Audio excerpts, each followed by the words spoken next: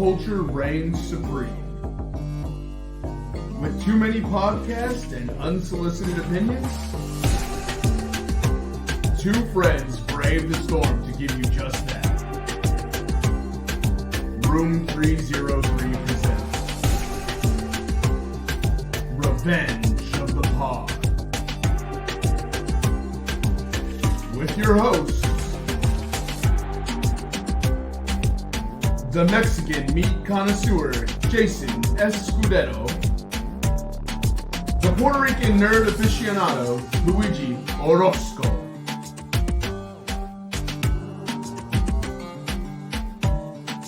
On with the show. Welcome y saludos amigos a nuestra presentación Revenge of the Pod, brought to you by Room 303. It's so easy to say that now that the intro is there. It's just done. Nothing else to say there. But how you been, Jason? How you doing, bud? Yeah, it's crazy. Like, you don't forget anymore that's presented by Room 303. I've been good, man. We're recording as of today on April 28th. So by now, the NFL draft is officially done. That's why I'm wearing my jersey. Broncos all day. I just want to ask the listeners out there, how do you guys feel about your draft picks? I know it's time. It's around this time where, like, how we feel. Like, are we happy with what we did? Did we make the trades that we wanted to do? I'm gonna tell you right now how I feel. I'm not sure how I like that Bo Nix pick. I could be wrong. I hope I'm wrong. A lot better than Zach Wilson and freaking Jared Stidham. I'll tell you that. So it's not looking good, but hopefully we suck, get a high draft pick, and get a good pick next year, to help build that team, nice little rebuild. But he could also be amazing. So I don't know, man. I honestly do not know how I feel. I was neither upset or happy. What about you, though? How'd you feel about those picks? So far, I mean, it remains to see how these players play out, right? Like 3-4 years down the road, we'll know if it was a good pick or not. Right now, it's just like, oh, well, from the information we have, I like that they picked a lot of offensive linemen and defensive linemen because I think that's what the Cowboys need. They need to work on their line. They need to. Your O-line's getting pretty old, right? Yeah, we just had probably. I mean, I feel like if he had won a Super Bowl, he would have been a Hall of Fame lineman. Tyron Smith. He's going to be a. He'll still be a Hall of Fame lineman. He retired. I think they cut him actually, but he's not on the team anymore. Yeah, I mean he can't move the way he used to.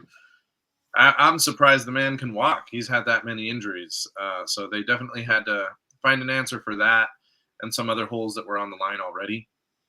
And they started working on the defensive line as well, so I'm happy to see that. Okay, yeah. Well, honestly, I don't think anyone can be too mad about the picks that were happening.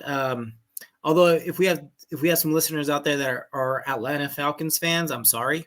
I'm totally sorry. That's probably like the only draft of what were you guys thinking? So to listeners out there, if you guys are Falcons, I'm feeling for you. I feel your pain. That was rough. That was tough. Getting a quarterback, trading for a quarterback for a 4-year, $180 million deal, $100 million guaranteed, and then drafting a quarterback in the 8th pick. Wild. I'm not saying that this rookie is a bad player, but where were you guys going with this? I don't know. I feel for you guys. He could be a great player. Maybe it's the same situation as like an Aaron Rodgers, Jordan Love situation, or Alex Smith, Patrick Mahomes situation. That worked out. But Penix, he's a pretty old player. So anyways, done with that draft situation, bro. Other than that, how was your weekend?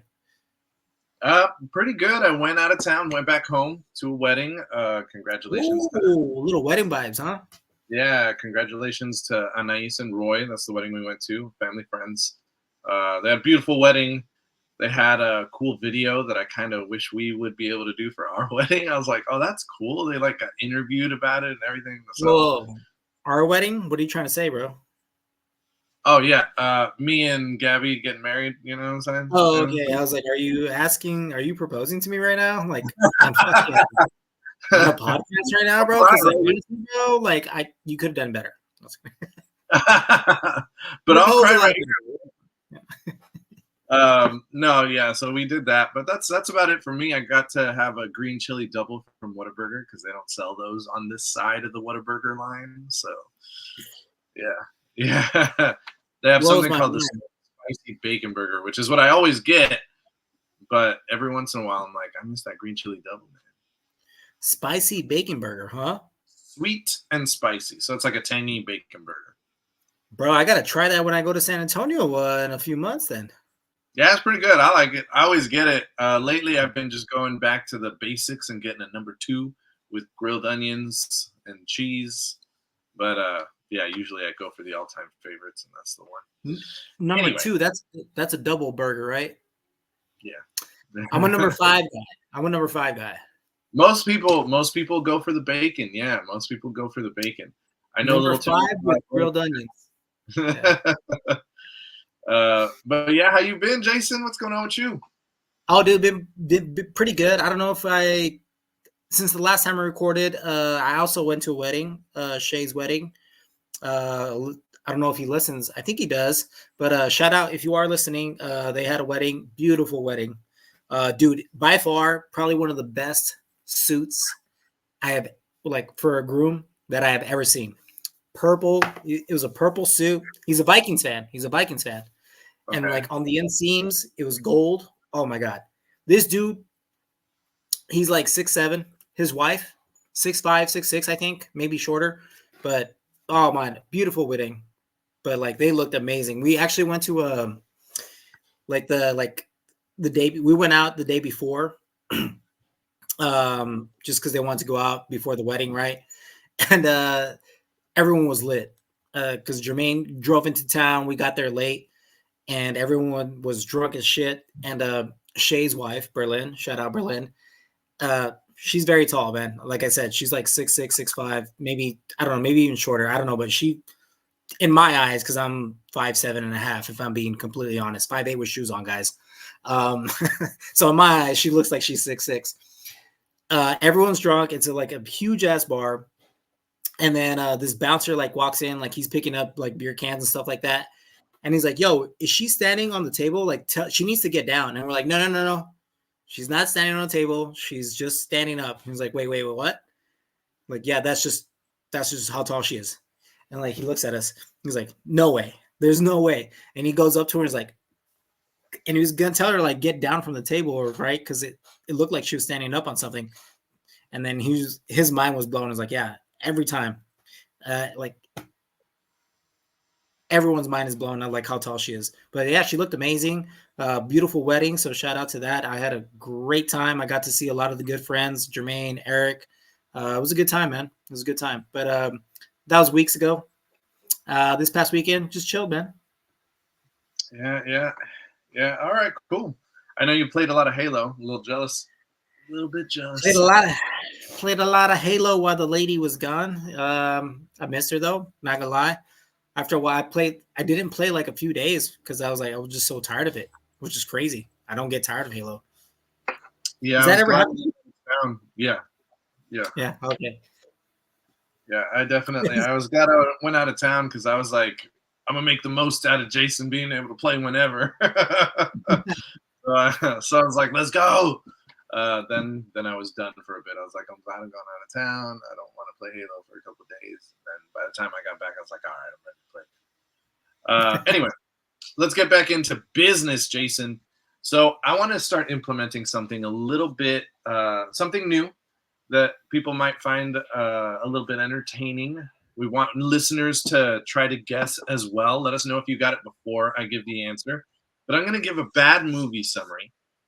And Jason is going to tell me what he thinks the bad movie summary is of by the end of the episode. So he's got the whole episode to think about it. And you have the whole episode to think about it before I give you guys the answer. The first one, I'm going to give it to you, Jason. Are you ready? Yeah. So this is a movie I have for sure seen, right? I'm pretty sure. Yeah. Pretty sure. Yeah, like, pretty sure. I mean, if you haven't, I'll be shocked. Okay. Let's leave it at that. Yeah, it should be an easy one, actually. I think it'll be an easy one. So, Here we go. A group spends 9 hours returning jewelry. I'm going to let you sit on that. 9 hours returning jewelry. Yeah. And listeners, I want you guys to think about that one as well. At the end of the episode, we will come back to it and we'll see if you guys know the answer or if you guys knew it all along. Next thing for me, Jason, because I don't want to give you too much think time, is Severance Season 2 has just finished wrapping. So for those of you who watch Apple TV Plus, Season 2 is much closer to being ready. Season 1 leaves you on a huge cliffhanger. So it's exciting to see that they are done. Ben Stiller and crew are going to bring us a new season coming very soon. Don't know the dates on that yet, but they are done with filming. Jason, what you got for us in trailers? So I saw one trailer that I'm actually really excited about. I'm sure you saw it. Trailer Trap, directed by M. Night Shyamalan, with Josh Hartnett as the leading role. Josh Hartnett just coming out of nowhere again. Was in Oppenheimer and now in this one. Shout out to him, man. He was a heartthrob back in the day. My sister had a huge crush on him. Shout out Janet. But it's nice to see him back, bro, because I thought he was a great actor. He was also in Pearl Harbor, right? For the listeners who don't know who Josh Hartnett is, maybe we have some younger listeners that don't know who this guy was. He was killing it back in our day when we were teenagers. And it's an M. Night Shyamalan film. He came out in 40 Days and 40 Nights as well. Remember that? 40 Days and 40 Nights. I did like that movie. There was a lot of titties in that. That's why I liked it as a young kid. Come on. He also came out in a horror show where he played the Wolfman called Penny Dreadful on Showtime. Fantastic show. Fantastic. Wasn't he also in some vampire movie? I forgot what it was. 30 Days of Night. 30 Days of Night. He was in that one. I personally love that movie. I'm glad you brought it up. Good. I loved it. Yeah. You got bad reviews, but I liked it. Well, I really like this trailer because so the trailer, it's him with his daughter going into a concert. I guess this person is like a Taylor Swift, Beyonce type of person. Mm-hmm. And he's taking his daughter to go see her. They got great seats. He leaves to go to the restroom, and then he starts noticing that a lot of lockdowns are happening around this concert. A lot of SWAT, stuff like that. So he pulls up to a person that's working there, and he's like, "Hey, what's going on here?"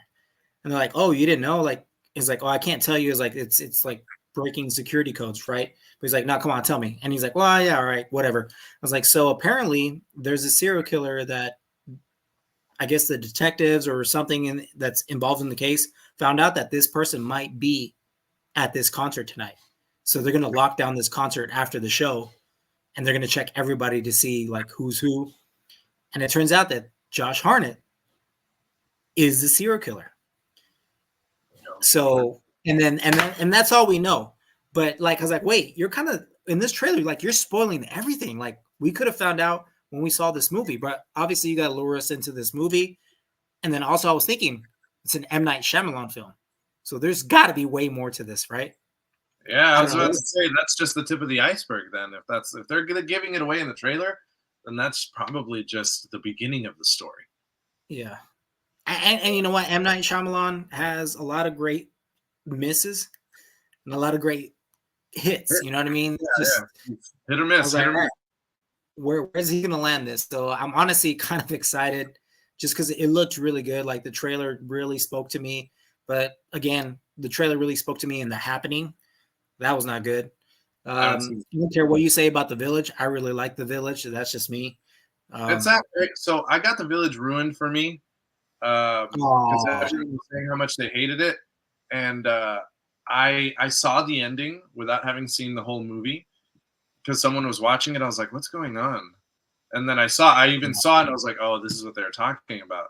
And in my head, I'm like, "That's a really cool twist." I don't know. I thought that was a cool twist, so. I ain't hating on The Village. I just haven't seen it. I thought Signs was amazing. Signs was amazing. Sixth Sense. Yeah, exactly. Like he's very hit or miss. And yeah, I do enjoy a lot of his films. So like I'm all about twists. I love twists in movies. Like, because I'm one of those people that like to try and guess like, all right, this is what's going to happen in the movie. Some movies are very predictable, which kind of ruin it for myself. So that's why I like watching M. Night Shyamalan films, because I'm like, I did not see that coming. Good Whether I like it or not, I did not Whether I see like it or not, I did not see that coming. So I respect that. So yeah, I'm going to go see it. I want to see it. Another trailer that came out that I just kind of want to highlight was Transformers 1.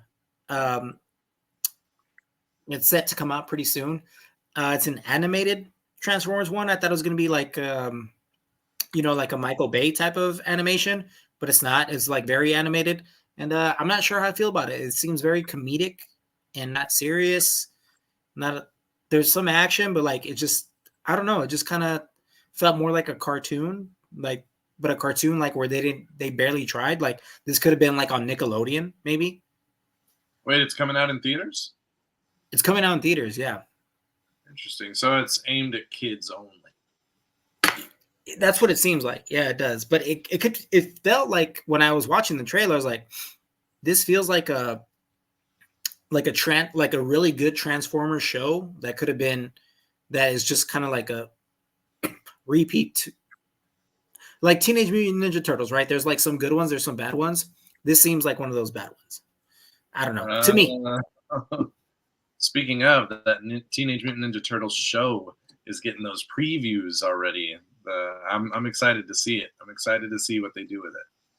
Oh, also speaking of Teenage Mutant Ninja Turtles, I don't know if we talked about it on this podcast yet, but there's rumors about rated R live action Ninja Turtles movie based off of the comic book The Ronin. Last Ronin, right? Yeah. The Last Ronin, yeah. I'm excited for that one. If that is true, that'd be fucking sick. Sorry for cursing. That looks amazing, dude. I mean, that would be awesome. For those of the listeners out there that don't know who the Last Ronin Ninja Turtles saga, there's only one turtle left. The other three died. No spoilers. This last turtle, no spoilers. I'm not gonna tell you who it is, but this last turtle is trying to get vengeance for his brothers. And in this comic book, he's going through a lot of mental turmoil. Like he can hear his brothers in his head, and it's very gory. It's very not much like what we're used to. So seeing that live action rated R would be pretty epic, honestly. And the ending is intense. It's intense. It makes way for a second series called Last Ronin Reanimated, I think it's called. I think so. If they do make that movie, I'm there for it. That sounds like an awesome film. And I would assume Paramount would be doing it since they have the rights to Ninja Turtles. So I'm excited to see them. It would be Paramount, though. Yeah. Speaking of Paramount as well, did you see that they have a Knuckles show from Sonic? That was my favorite character from Sonic, so I'm excited. I'm definitely going to watch it and be like, God, yeah, let's watch this show. But yeah. Now, did it come out already? Yeah, I think it's out already. It is out already. Okay. So I'm gonna catch up on that one. I got a few. Still haven't finished The Gentleman, guys. Fantastic start to the show. I will get back to it. You know how it is. There's so much to watch. Speaking of, Jason, we've been watching some things. Starting with your personal fave, Star Wars Land. How's the Bad Batch going, my friend? Are you caught up? First and foremost, are you caught up? Yes, I am caught up. Okay. Bad Batch. So it feels like to the people that are not really into the lore, this whole season feels like it's been filler episodes, and which is fair. But I think it's building up to a lot since we last spoke. I'm not sure if we talked about Asajj Ventress popping up and Cad Bane. I think we did, right? We did. So I'll get after that. They capture Omega. Can't remember if we spoke about that. But she's back into that base where she was first caught in the beginning of this final season. And turns out that there's other people with high M counts just like her. And everyone's starting to realize that, the Empire is not good. They're using kids as experiments in order for something, and they're still trying to find things out. She gets captured. The Bad Batch pretty much is trying to find her.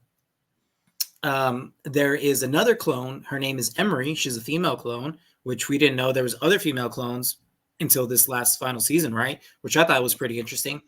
And she's a scientist, and she was all about, just like any of the clones, like, hey, Empire, the Republic, they're good. She starts seeing that maybe this is not the best way to go. So you're kind of just starting to see it build. It feels like very much so like not as intense as Andor, but you're starting to see all these high stakes of like where these characters are going. And I guess that's the best way to explain it in these last episodes that we've been watching. Omega is too kind for her own good, trying to help others as much as she can, but rightfully so. I think that's why we're so attracted to her. And, you know, she has high M counts. She may be, which is crazy because she may be force sensitive, and if that is the case, that's the first clone that is force sensitive that can maybe be a Jedi. And if they can replicate a clone to have force sensitivity, that's like, you know. I mean, that's the Emperor. That's the whole point of the Emperor, right? Exactly, which is building up to Palpatine being cloned. So yeah, you're kind of seeing that leading up to that, but like a lot of high stakes. I think the last episode finally comes out next week. I don't think a lot of them make it out alive. Yeah, I don't imagine that they would. I would love for them to make it out alive, but I don't imagine that they would. I feel like I still stand on it probably just being Omega that makes it. If it's not Omega and they totally harvest her DNA for the M count, then I would guess maybe Hunter. I think Hunter is the only one that makes it out alive, in my opinion. For me, if it's not Omega, because I don't think they have the nerve to kill a child off like that. If it's not Omega, it'll be Hunter. Yeah, and he will live. He'll live a very scarred life. So that's my guess. Although I have a complaint. We already talked about how some of these episodes feel like filler. Well, the last two episodes feel like they could all be part of just one long episode that leads up to them actually scaling and invading that base. Because it's all dealing with the same thing. It could have been like a mini movie as part of the show. It really just feels like they're drawing it out to keep you coming every week. And I'm like, this is not – nothing happened. Nothing happened in this episode. So that's what I agree, but it's also a cartoon series, and they're kind of trying to follow like the Clone Wars lore where it was like 23 episodes, right? And like there was just a lot of filler shit. Yeah, same model, but like there's also like very important stuff in a lot of those episodes. You have to like kind of watch it because like, oh shoot, you know. But hopefully that's the case. But I agree. Like if I was a person that wasn't a huge fan of the animated series stuff, it can get boring. I will admit that. To me, personally, I'm like invested 100%. You know, love it. Yeah, I'm more of the mindset that they should have turned these last two episodes and the next episode into a like one massive episode. I agree. Maybe this last one is an hour long. Hopefully, I would rather have seen that than like, oh, this is all I get for 30 minutes this week. Okay, well, that feels like a waste. But to each his own, you know. Sorry. To each his own. On to the next. We've got Fallout. We finally finished all of Fallout. I know that's been out for a couple weeks, guys, but give us some grace here. We had some. Well, we didn't talk about it at all. Yeah, that's right? true. That's true. Yeah, we have not talked about Fallout. So here's our review of Fallout. Overall, I give it an 8.5. I think there are some moments where the acting is slightly weak. There's some moments where the story can feel a little convoluted, but overall, it's a fantastic story. The actors do a great job. Don't get me wrong. There's just certain points where if it's the writing, then it was the writing. If it's the acting, then it was the acting, where you're not completely immersed. You're like, I don't believe this character right now. But the amount of storytelling and world building they are doing, and the sets, the scale of this show, my God. I think season 2 is probably going to be some of the best television that they've put out in a while. Definitely excited to see that. Very much, it's on a level of grandeur that you would see in Shogun, which we are going to talk about soon. In Game of Thrones, Rings of Power, same streamer, right? And Amazon's got the money to do it, but it just feels so big, and it's a world that they are really covering a lot of different parts of, and I'm just enjoying every second of it. Ella Purnell's Lucy is amazing character. She's funny, she's likable, and she's a survivor. I like Maximus. I think same thing. He's very much a survivor, and they're both good-hearted, which in this world seems like no one really is. So it's good to see some good-hearted characters in there. The Ghoul. What a show stealer! But you can't expect much less from Walton Goggins. Every time he's on the screen, I mean, he is just drawing you in with his character, which is very much like a cowboy with a sense of humor and a very dark side to him. By the end of the show, you feel differently about him, but he is definitely one of my favorite characters on that show. Yeah, I'd have to agree, honestly, man. Honestly, I probably put it around 8.5 as well. There are some moments where like the acting is kind of like but also like we've never played the game. Are they trying to stay true to the game, the storylines? I don't know. Any listeners out there that play the game, like from what I've heard, just from like on the internet, a lot of the people that play the game are very happy with this show, right? Versus like very accurate to the game. Very accurate to the game. From what I've heard, yes. I never played the game. Now I kind of want to. Same. Some of the articles I read are theorizing, because Fallout ended with Fallout 4 and New Vegas. I've never played them, but I know those were the most recent installments. A lot of people are theorizing that this is Fallout 5. Like the story of the show is playing out as the story of Fallout 5. Going into Vegas. Yeah. So it's interesting. It's interesting to see, well, like from an outsider point of view, because I'm pretty amazed with how much world building they're doing. I'm sure the gamers are like, oh, I recognize all of these things, but for us, it's all brand new. Yeah, dude. Honestly, like, yeah, and the storyline is crazy. I do like what Amazon is doing, just because they're really good about doing, like, I don't know, some of these storylines, like The Boys, Gen V, and this show, like, they're really good about bringing out the comedic side of things, but also making it action based and but still building into each character. I think that's what I'm really liking about this show too. Each character has their own lore. I don't know if it's like that in the game, but from Norm, the brother of Lucy, he has his own lore. Like he's starting to figure out things, and Lucy's figuring out her things on her own of like how the Vault is actually like corrupt, and they're finding out in their own way. So I'm kind of excited to see if they ever meet up and see like what they know, like what they learn from each other. Which and like the ending too, I was like, whoa. We kind of saw a twist coming, but like at the same time, I was kind of shocked. I was like, whoa, this is crazy. And the only thing that pissed me off towards the very last episode, spoiler guys, was the ghoul had a chance to kill Lucy's father, but he didn't do it. And I was like, you could have just shot him. Why'd you let him get away? But the ghoul had a plan. I was like, I need to see where he's going. And then Lucy has a chance to kill the ghoul too.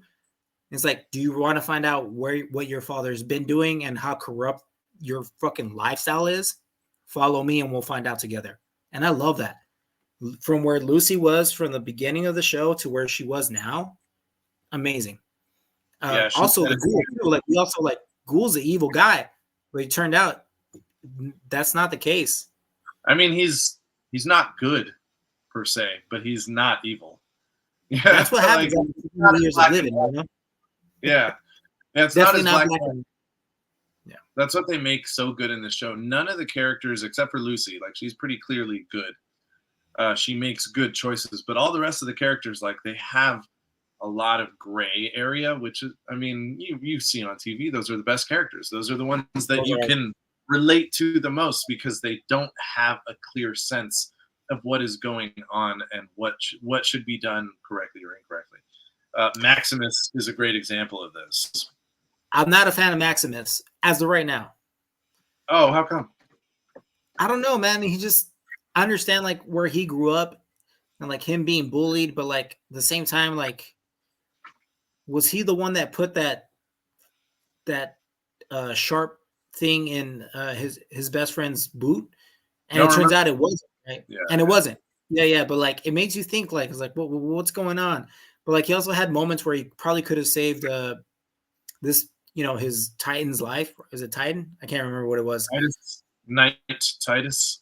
Could have saved him, right? But decided not to. So there's definitely some evil turmoil in him. So I think that's the great element, right? Like what would you do in that situation? Because he knew that he was going to die when Knight Titus pretty much said, like, this is all your fault, even though it really wasn't. It wasn't. Yeah. Like, maybe that was the right move. Titus running away, who would be the one who dies? And it was his fault that all of that happened with that bear.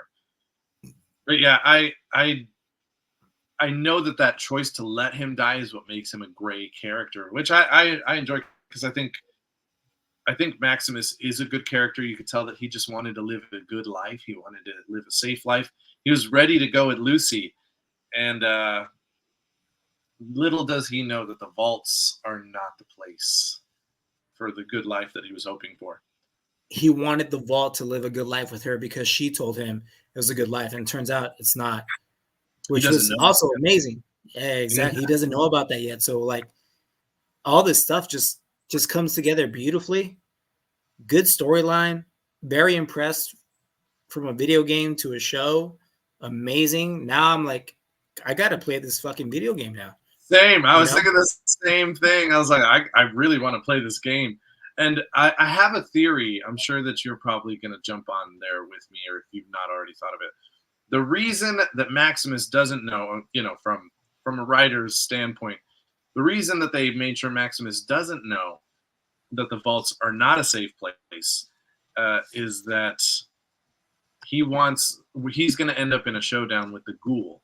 And by the time that we see them together again, the ghoul is going to be a very endearing character to us. And the ghoul is going to die at the hands of Maximus. Just a theory. Just a theory. It could be also, how Lucy's dad ends up in one of those suits. Mm-hmm. The Blood Brothers. New Vegas. I wonder how much the fans went crazy when they saw New Vegas, because I know that's like another Fallout game. Like storyline. Yeah. Yeah, but could it be that Maximus meets up on accident with Lucy's dad, and he has the suit already? So like, I guess we're teams, right? I mean, he knows that Lucy's dad's a bad guy, though. He does. Yeah, you're right. I forgot about that. Yeah, that would be the only. I think they might be trying to hunt down the same person, and also, like, what's up with that fusion coil that's everlasting that can cause a lot of energy to infinite energy back on? Yeah. So like Brotherhood is to build a new civilization off of that, but is the Vault not happy with that? Yeah, is the Vault not happy with that? The Vault's not going to be happy with that. They want to destroy that, probably, right? Oh, they're probably going to try to drop another bomb on them. That's a possibility. That was another crazy part. That it turns out that the Vault was the ones that were dropping the bombs. For what? After a while, you could see it coming. Like when they said it in episode 7, I was like, "Oh, Vault Tech dropped the bombs." Yeah, Vault those motherfuckers. Yeah, Vault Tech are the ones. Vault Tech are the ones. Sorry, I just got some news. Side note, guys. Side note, not about Fallout. Tank Dell of the Houston Texans got shot. That does bad things. He was released from hospital with minor wound after altercation. in Florida. So he's okay. Okay. Woo. Wow. That's some crazy news, though.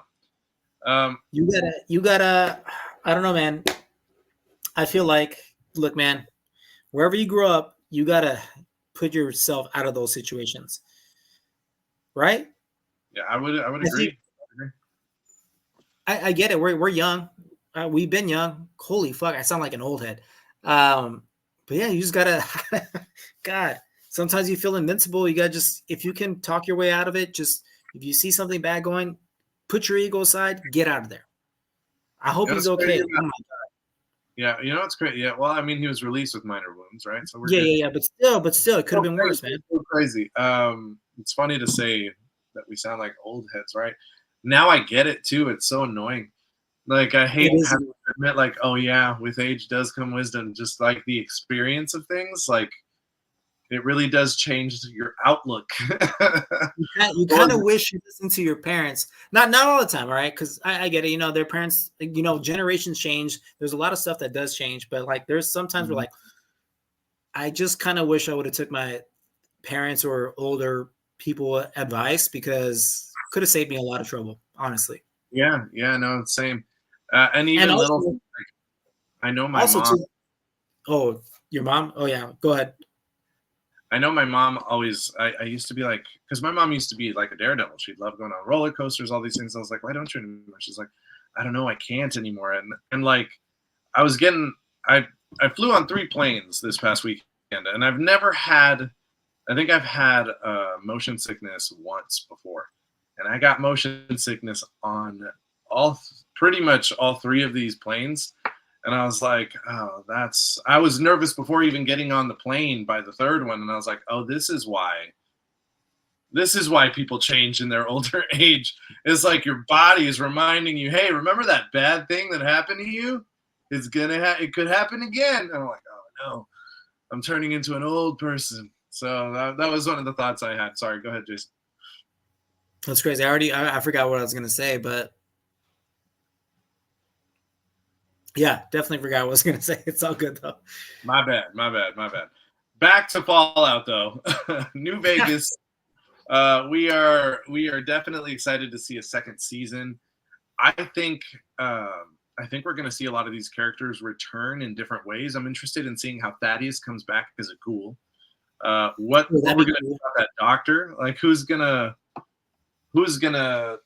find that doctor again that turned him into a ghoul? Because I feel like he's going to be a recurring character. That brain, if I'm not mistaken, that brain is what, Bud Askins, right? That brain that's just rolling around is Bud Askins, one of the original members of Vault Tech. Yeah, so I want to see what happens with these characters. I want to see what happens with the brother. Does he get out of there? If I was the brother, I would release every person out of that hold and like break the brain and find a way out. You know what I mean? Because the brain's the one that locked you in there. So break that brain and be like, I'm going to kill you if you don't. To me, I think he's going to have a very good redemption story because he's known as a coward, right? I think he's going to end up, the brother, Norm. I think he's going to end up dying, but somehow in a like heroic way. You know what I mean? Like help saving the life for the better. That's just my opinion. Again, never played the game. That's just my opinion. My prediction. Could be wrong, but I'm loving the show. I'm excited for season 2. Sign me up. Release it all at once again so I can binge it again. That shit was so fun.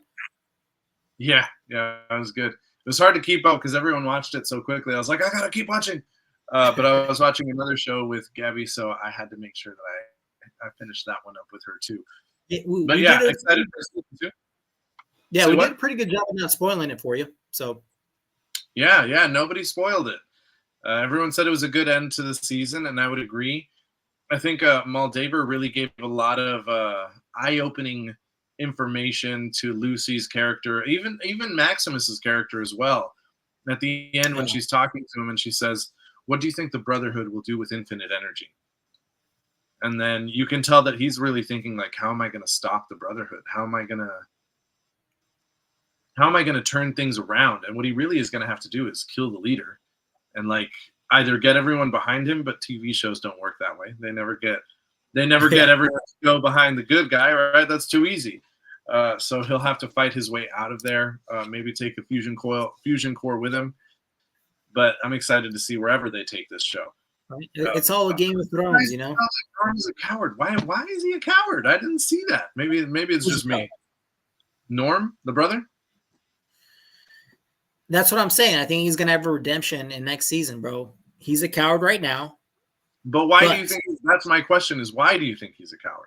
Because he's little, bro. He's lived in a boat his whole life. He doesn't know. Like, dude, think about it. You lived in a boat your whole life. All you know is this good community. Someone comes in and starts fucking chopping people up.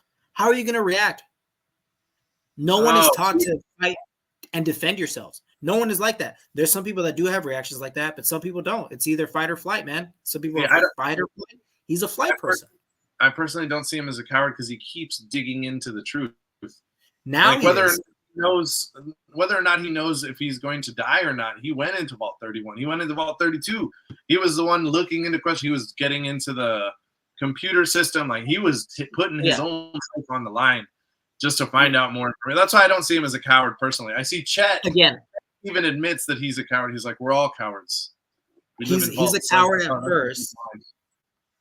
Yeah, you're right. He's a coward at first, but like as the story goes, like he's starting to become less a coward. That's what I'm saying. Like, interesting. Okay. At first, he was in the first episode, like this guy's a coward. But now that he's like, I'm tired. You can start seeing he's like, I'm tired of being a coward. Like I need to.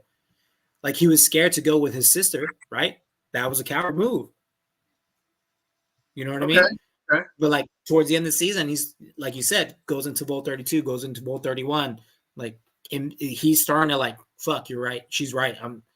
He knows he's a coward, and he's like, I need to do what's better for the people. So he's gonna end up growing as a person, end up dying somehow, but in a non-cowardly way.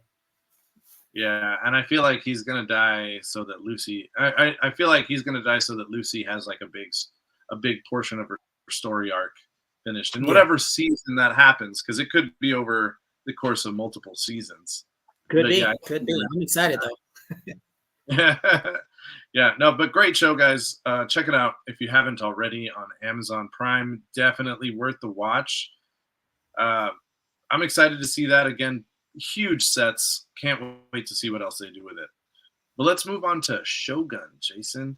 Shogun also finished this past week. What did you think of Shogun as a whole? What would you rate it? And why?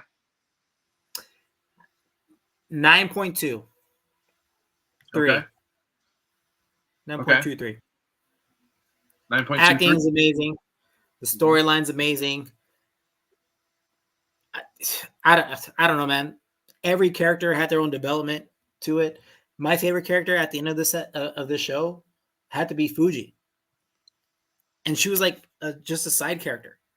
But I loved from episode 1 to towards the end and what she became and her relationship with Blackthorn at the end and like respecting him at the end. Chef's kiss to me personally. And that's just before going into spoilers, by the way, listeners, spoilers. Dude, I loved it, man. I didn't know much about the history of the whole Japan Portuguese coming into this war. Apparently, like you said in the beginning, that it kind of ties into the history of all this.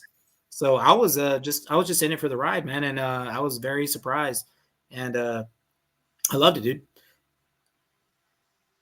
Before I go into any spoilers, do you want to talk about anything that you liked about it? Like, what do you like about it? Yeah. What was your score? Yeah, I would say, gosh, I'm not going to lie. The ending of the show does bring it down a bit for me. For you? Really? Okay. I'll talk about why. It's not a bad ending, but we'll talk about it in a minute. Anyway, I'm going to give it I'll still give it a 9 as a whole. It's a very good limited series. Very good acting, very good writing, great sets. There's a lot to be enjoyed, especially because it is culturally accurate and historically fairly accurate, is why I gave it the 9. Otherwise, I might have given it an 8.5. But definitely just the accuracy of the show just brings it up to a 9. But the ending which is what brought it down for me a bit. And if I'm being honest, the show at times, because of the way it's written, because it's written off a book, sometimes feels like it drags a bit. There are moments where it feels like it is dragging. Although the conversations are fantastic, it does feel like it drags at times. That being said, the end of the show, spoiler alert, the entire show, they're talking about war. War, war, war, war. Oh my gosh, we're going to end up going to war. Oh, war, war, war, war, war. And in real life, there is in fact a large-scale battle that decides the future of Japan. Feudal Japan ends with this battle that we are working up to in the show. Do we see that battle in the show? No. That is where I have a bit of an issue, because the entire show, and they do it on purpose. They do it on purpose, but for me, it wasn't enough of a payout to not see any of that happen. I don't see Ishido getting, I'm sorry, in the show it's Ishida. One is that, no, in real life it's Ishida. We don't see Ishida getting disgraced on the battlefield, because he has multiple defectors right before the battle and during the battle, which I wanted to see. I wanted to see the defectors go like, nah, we're going to take his side. We only see that they talk about it and that the battle is decided before it ends. Yeah, that happens. That happens in real life. During the battle, they lose about 30,000 people in that battle. It's a pretty large scale battle. By the time the battle starts, it's also even. You know how in the show they're talking about how it's so uneven? They're outnumbered, yeah. By the time the battle actually starts, I think Toranaga, which in real life his name is Ieyasu Tokugawa, which leads into the Tokugawa, pretty much the time period, is called the Tokugawa shogunate. Like that's for the next several hundred years, they have a period of peace in Japan because of this moment in history and this specific battle, which brings everything to a head. Which is why, to me, was a bit of a cop-out to just hear Toranaga talk about it and not see any of the battle occur, when the entire show seems like it's building up to that battle. So that is the gripe that I have. I do respect that. Honestly, that is disappointing. But I think what did it for me, where I gave it to like a 9.2, a 9.1, whatever, is because of that, what Mariko did and her sacrifice, and like how she was able to convince the other side, right? Oshiba, right? Oshiba? Lady Oshiba. Yeah, Lady Oshiba, right? Because they grew up together. Mm-hmm. She pretty much said, here's a poem in case I die. And was like, can you finish it for me? She gave her half that poem, but it was like code, because her and Oshiba grew up writing poems together, knowing that is like, hey, this is what we're doing in some way. Obviously, we can't break it down. And Oshiba automatically realizes like join our side and all this stuff, like somehow. And then she finishes the poem, which comes and then go back to Toranaga, letting him know that Oshiba is like, hey, when this war happens, we're going to be on your side. Yeah, I thought that's why I gave it a 9.2, because although you're right, I am a little upset that we didn't see this war, we didn't see this action. Like, how much money did you spend? Although they probably spent on that earthquake in a few episodes back. But I thought that was just beautiful. Like, it was just like, yeah, there's just like the build up to it, and like a lot of plots and twists, and like, oh, this is like kind of the art of war if you think about it, right? Speaking of poetry, yes, it is all very poetic, the way the show ends. Very poetic. Yeah. Why I still respect it, but I guess from my standpoint, that was the letdown. But yeah, it was very poetic. Every part of it, just like every moving piece. You see Toranaga throughout the show making moves, and you know he's got a bigger plan throughout the whole thing, especially if you know any of the history, you know who he was. If you know that he was Tokugawa, you know he's coming out the winner. You just want to know how. What exactly does he do in this show? And it showed some interesting things. And in fact, I'm glad you brought up Mariko, because her character is a real life person who did get killed in one of the previous battles, a much smaller scale, not Sekigahara, which is the actual battle that I'm talking about. But she does get killed, and that actually does cause some defectors because she's a noble woman, and she gets killed, I think, in Osaka. That is crazy too.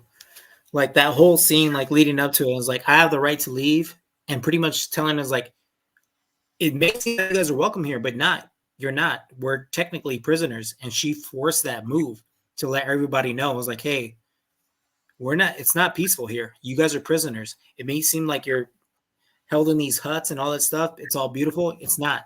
They're trying to win a war right now, and they're trying to keep you everything from going back to Toranaga. I don't know, man. The corruption, all that stuff, like you see it. It's a political chess, that's for sure. Definitely. He was playing chess. Everybody else thought they were, but they were still actually only playing checkers, which was pretty great. Your boy Toranaga was playing chess the whole time. The whole time. Yeah, and when you're watching him at the end with Blackthorn, by the way, also based on a real person, who actually does not go back to England. I think he spends the rest of his life in Japan and marries a Japanese woman. Okay. But when Blackthorn goes back and he's trying to get his ship and he sees it sunk, and Toranaga is testing him, you automatically know, like, there's no way that Yoshi Toranaga doesn't know who did it, and that he's just testing him to see what his resolve is and where his alliances still lie. And it's kind of a beautiful scene to see them both, like, of the understanding, like, that this friendship means more to them than a lot of other things, and that sure enough, Blackthorn is loyal. He is now loyal to Yoshi Toranaga. God damn, bro. Wow. I love everything you just said about that right now. I love that. I couldn't have said any better myself. That was, I got horny right now. That's crazy. You look at that. Hello. Yeah, it plays out so well. Like, they do write it very well.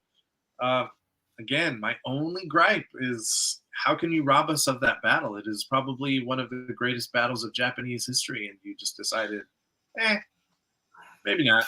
No, I don't know. I mean, like, I love battles. Don't get me wrong, but like they're all very similar to me. Like, I don't know. Like, I think they just did it so well that, like, I felt like I didn't really need a battle. That's just me. Like, but again, would I would love to battle? Oh, fuck, that would have been sick. And Toranaga, the character that plays Toranaga, he was a Scorpion in Mortal Kombat. Like, this dude he does a lot of choreography for a bunch of other movies. He knows how to fight as well. A bunch of other films. Like, this guy can move. So I would have loved to see him fuck some shit up. And I totally agree. But at the same time, I think in this show was a little bit different for me because I love the dialogue so much. I was just so invested in each and every character. His son, the way he died, hitting his head on the rock. Ochiba is like her turn of like being on this side and like turning. Muraji, the spy that reveals himself to Blackthorn. Blackthorn's character too. I fucking hated him at first. I actually hated him for a very long time, even though he was one of the characters we should have loved. But like him, like respecting the culture and like respecting Fuji at the end, that she's converting to being a Catholic and wanting to become a nun and letting her do that. And he's like, don't leave me because you're like the only person that I care about left. But she's like, and like lets her go. Like, it's just, oh dude, it was just so, there's a lot of moments that just felt really right with my heart, So like, I didn't need a battle. And towards the end, like, I didn't need a battle. I wanted a battle, but I didn't need it because of all this, everything that led up to it. It just felt so good. Yeah, it's a beautiful story. I mean, the writing plays out so well. I mean, another reason it's a good comparison to Game of Thrones, right? The writing from the books really shows in the show. They're both based on the feudal period of a certain island, in which by the end you see how they become a united island. Just very good writing, very good story to base it off of. I mean, obviously, Shogun is based on reality, whereas Game of Thrones is very much not based on reality, but it's still based on the War of the Roses in England. So I mean, they've got their bases together, and it's too bad we only get one season of it. That's it. That's the story. Well, there's rumors. There's an article that came out. It's not confirmed, but they said if there's a story, they may consider a season 2. But if there's not a story, they're not like pushing it. Again, this might not happen, but they're with the success of Hulu, maybe all the money talks, right? Money always does. I kind of don't want it to be a second season, but also like, all right, maybe, right? Because there's shows where like, they went a season too long. Don't do it. This was perfect. Yeah, I don't know where in history they're going to go, but I don't imagine it's going to be the same time period.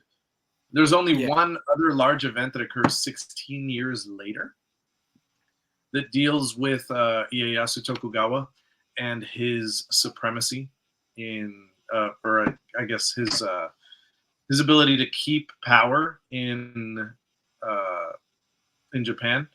That's the only thing I could think of. But I imagine Shogun. They could make a samurai show, like based during the Tokugawa era, but there's really no war after that. Or they could do a prequel.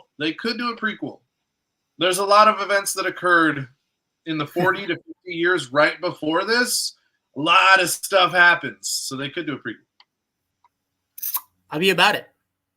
And like maybe a story of like Blackthorn or like before he goes on to see. I would want to see the story of this one character. He does end up dying, but Nobunaga, he was the first to try to unite Japan under one rule.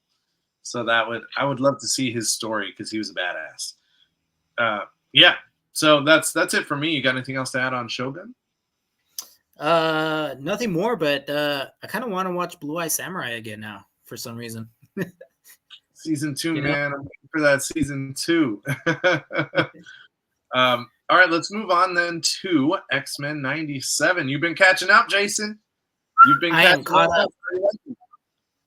So when we spoke last time, I had not watched any of it. I'm all caught up.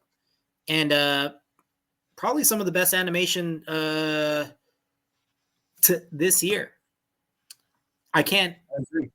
Based off storylines, I probably still put Invincible season 3 2. It's 2.5, right? Whatever. Season 2. Yeah, amazing, bro. Man, I'm so glad I told you to spoil it for me about what happens in one of those episodes, and I'm so glad you didn't. But we got to talk about that, bro. In Geonosia. I mean, this show, it's something special. It is something special. It's been like I was excited to see it. Don't get me wrong. I was already excited to see it. I understand that I'm already a fan of X-Men. But when it came out, I was not expecting the level of writing and depth that they are putting into this show. It is like watching the comic stories play out on the cartoons, and not in a way that's like that's censored very much either. It looks like it's coming straight from comic to screen, and it's impressive. Bro, also like it kind of like makes you like, holy, that's why we like these 90 cartoons so much. Like the Spider-Man cartoon that came out in 92 and this one, like that's why they were so good. Like why would they remake this? Because the storylines are so great. They just kind of like kept adding on to it. Holy shit, bro. I almost cried on that episode. Which one? Because there's 3 really sad things that happen. Huh? Spoilers for sure. Spoilers. When Gambit dies and sacrifices himself, dude. Oh. To save Rogue. See, that was when I told you I almost cried. Yeah, Gambit's my favorite X-Men. Same, man. Yeah. Got the same X-Men. All right. Yeah, he was the man. Dude, it was painful to watch that. That definitely. And the way they did it too was beautiful because he had just found out that Rogue and Magneto have a thing. And like he had just confessed his like love to her. He's like, I know that you and him have a thing. Why can't we be a thing? Like what's going on? He's like, because I can't touch you. I need to feel you. And I felt that for Rogue, right? Because she can't touch anyone without sucking their powers and maybe killing them. But with Magneto, he has magnetism, right? So it doesn't affect him. So that's why like she connected with him. And then like Rogue, like at the end when she kisses him, like finally realizes like, yeah, it's just a feel thing. It's not a connection thing like that she has with Gambit. And she finally realizes that. And then after that, the freaking Sentinels come in and she couldn't tell him that. And that's what broke my heart. It wasn't the part that he sacrificed himself. It was the part that like she realized that it is him. Even though I can't touch him and feel him, we just have a great connection together. And she dumped Magneto for it.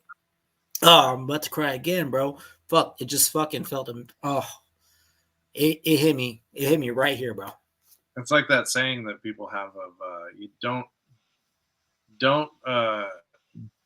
mourn the dead, mourn for those who are left behind, right? Because those are the ones that are really going to be they grieve different. Yeah. And I grieve different. Shout out Kendrick. I grieve different. Yeah. I don't know. I still was very much sad about losing Magneto. So that's the part that got me. I get you. That is deep.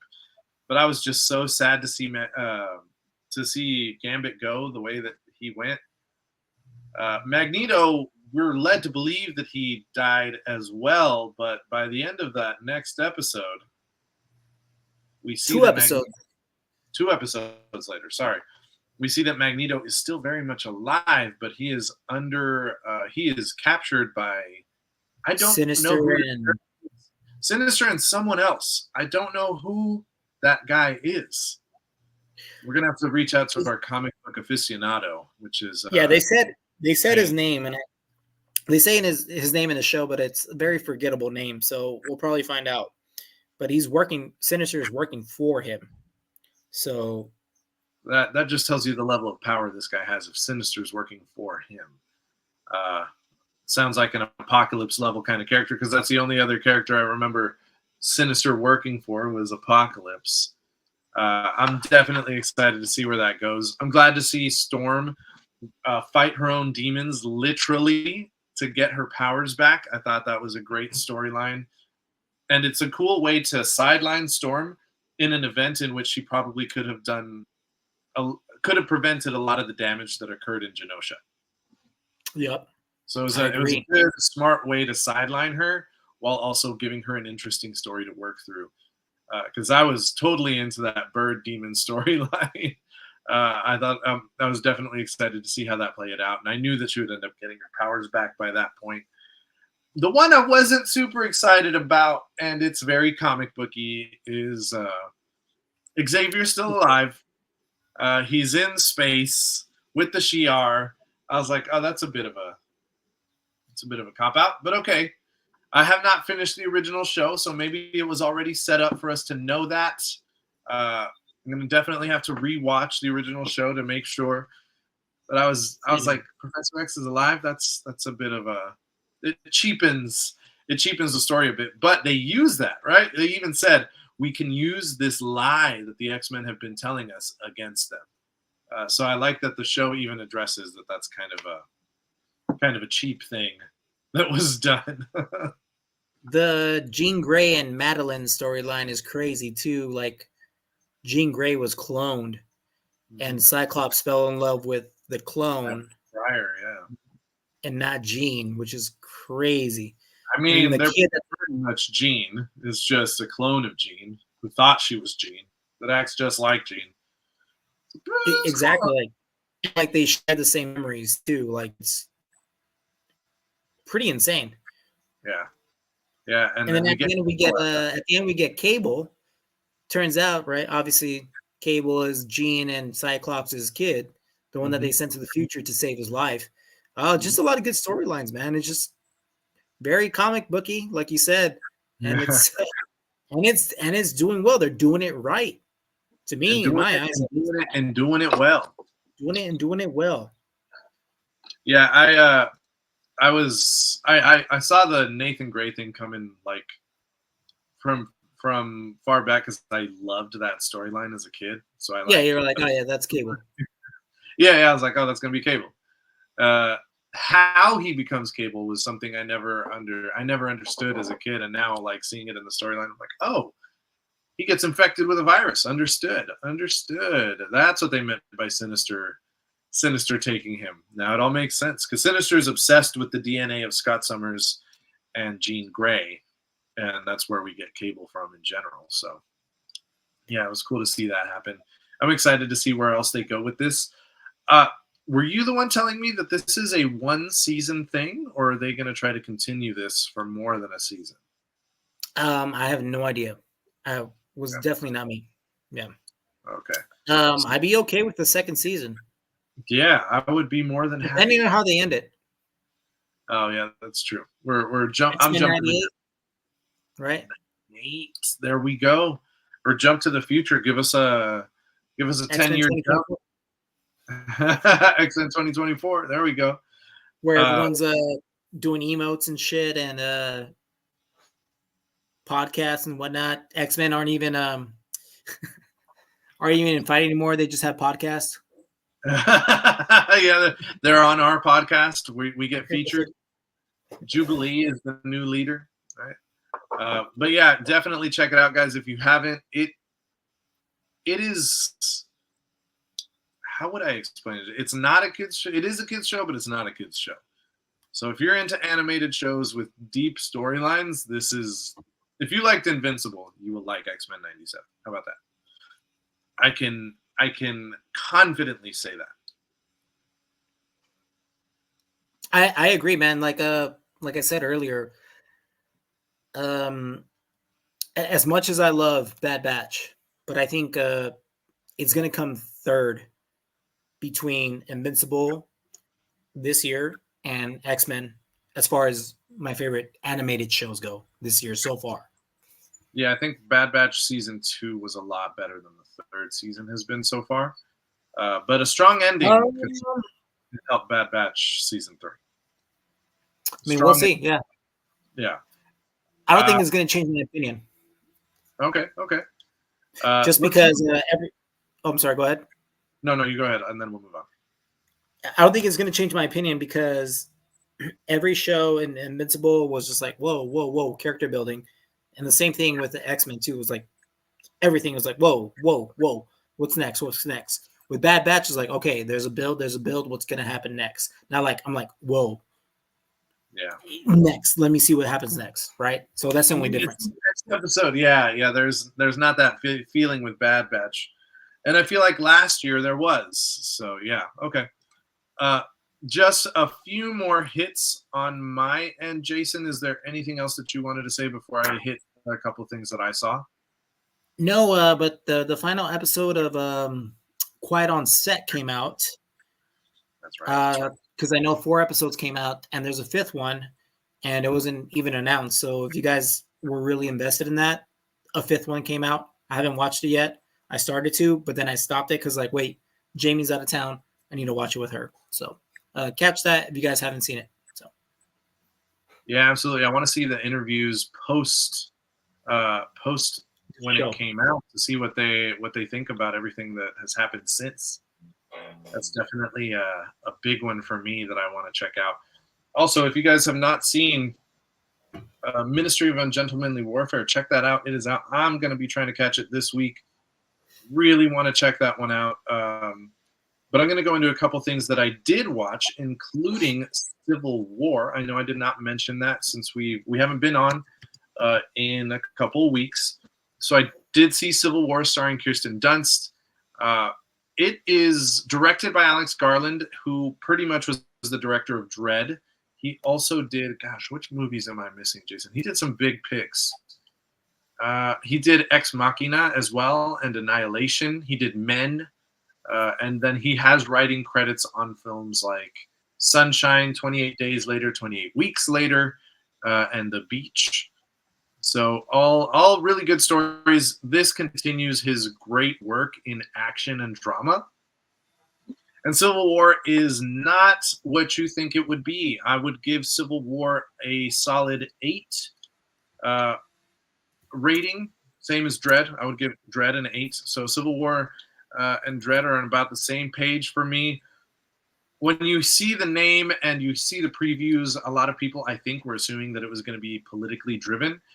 It is not really a politically driven storyline. It is much more about what America would look like if it was a war-torn nation.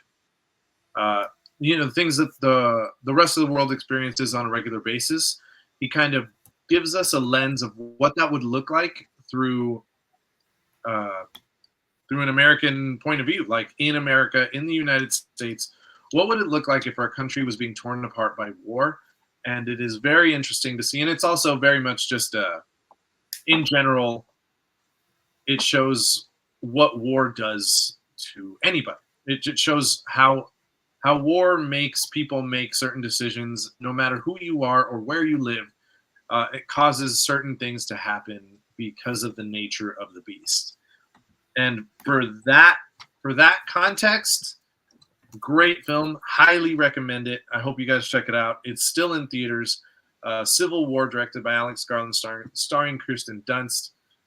I'm trying to remember any of the other cast members, but I think that's the only one that I can remember.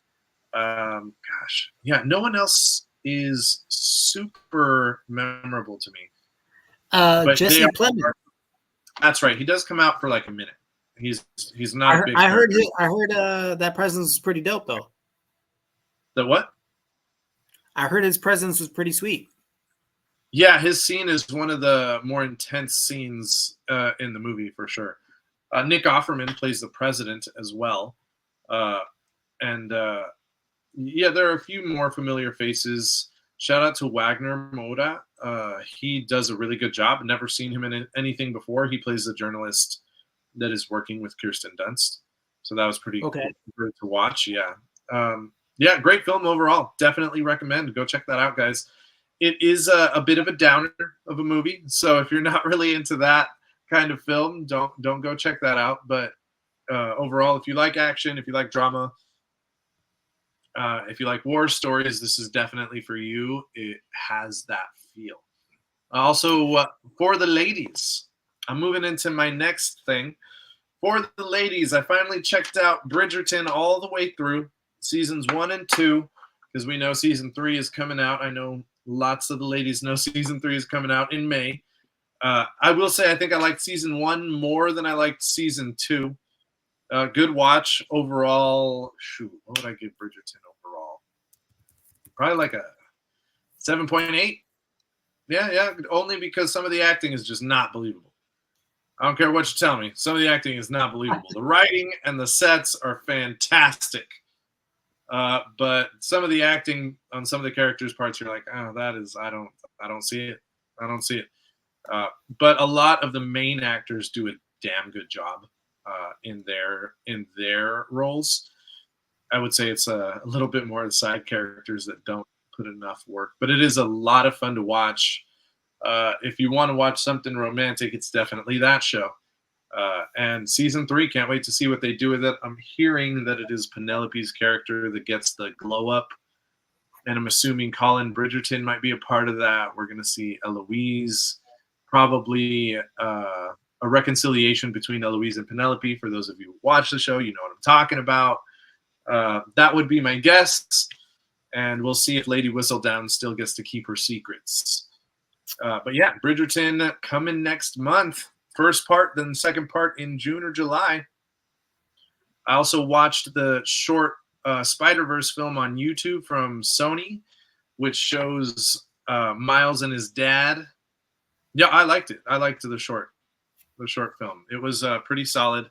I don't know if I would go as far as to even give it a rating because it's about 7 minutes, and it's really about Miles's apprehension of his powers and how he feels the weight of having to be a hero, and remembers that his dad is there for him, and his dad and mom, right? But in this case, it's his dad is a safe place for him, and I think that was a very very sweet, quick 7 minutes to remind us how important that relationship between him and his parents is going into Across the Spider-Verse, which, by the way, guys, might be coming sooner than you think. We'll keep you updated on that. We're hearing rumors that it could be coming out much sooner than we expected. Well, it's funny you say that. Like, yeah, they released a 7-minute video because literally in March, we should have gotten the movie, the second part. We should have gotten it. Yeah. So they're like, yeah, here's a 7-minute to hold you off, fuckers. But yes. Anger. Sorry. I see the anger. No, I feel you. I felt it right here. You know what I mean? I'm sorry. I'm I'm a Spider-Man fan. I get it. I definitely wanted to see that movie yesterday. Should have been out. Yeah, should have been out this year, last month. We should have been talking about it already. But whatever. Last thing you got for us. Yeah, there's some rumors that it could be coming out holiday season, but let's not jump to any conclusions. I didn't want to say that on air because there isn't any clarity, but rumors could be coming out holiday season. Last and actually the least, probably. If you guys are looking for something that is an easy watch, season 2 of Physical 100 came out, and it was just as fun and thrilling as season 1 was. It does follow national Korean athletes once again to see who has the greatest physique to survive all of the challenges that they have on the show. I love that show, man. I love it. I love watching all the challenges. They look wild. There's a lot of positivity in the show, so it doesn't feel like toxic reality TV, if you know what I'm talking about. It definitely feels a lot more like just competitive reality television that's fun to watch. I'm like, okay, I can jump on that kind of reality TV. So if you're looking for something to watch that you don't have to like pay tons of attention to, and that you just want to put on in the background while you're doing other things, this is that show, because it'll kind of draw you in a little bit, but it's not like you're missing dialogue. So you're good. Physical 100 season 2 on Netflix, guys. Check it out. But that is it for me. Jason, do you have anything else you want to add? Nothing much, but Cinco de Mayo coming up next weekend, so I hope you have a good one. Doing a field trip right before that, so we'll see how it goes. Jason, do you have the answer to our summary? To our movie summary? Honestly, I forgot the question. Hold on. Let me give me. So a group spends 9 hours returning jewelry. I totally forgot about that, honestly. And listeners, let us know if you got it. I'd love to hear if you got it. 9 hours returning jewelry.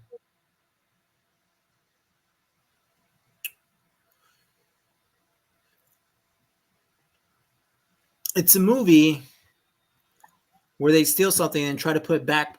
Ocean's 12. Is that your final answer? Yes. Incorrect. Well, they took more days. I'm incorrect. I knew that. I was like, fuck, they spent more days than that.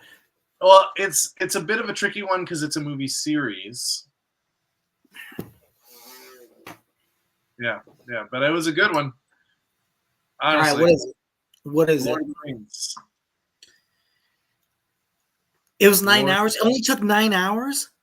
Well, three 3-hour movies. Okay. That is a bad movie summary. That is a terrible movie summary. I get it. Both movies, all 3 movies, well, combined, they're 9 hours long, right? Yeah. That's stupid. Chat. Listeners. I'll get the next one. Did you guys get it right? Because I didn't get it right. Hell, obviously, clearly.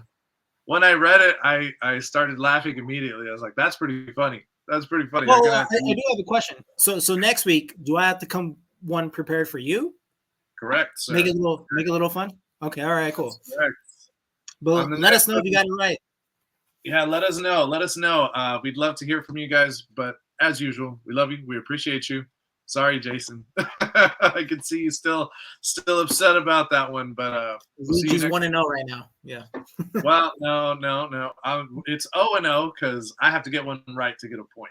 I'm keeping count. Fuck you. I'm just kidding. Okay. No, I'm just kidding. All right. But anyway, we love you guys. We appreciate you. We'll see you next week for another episode of Revenge of the Pod. Peace out, guys.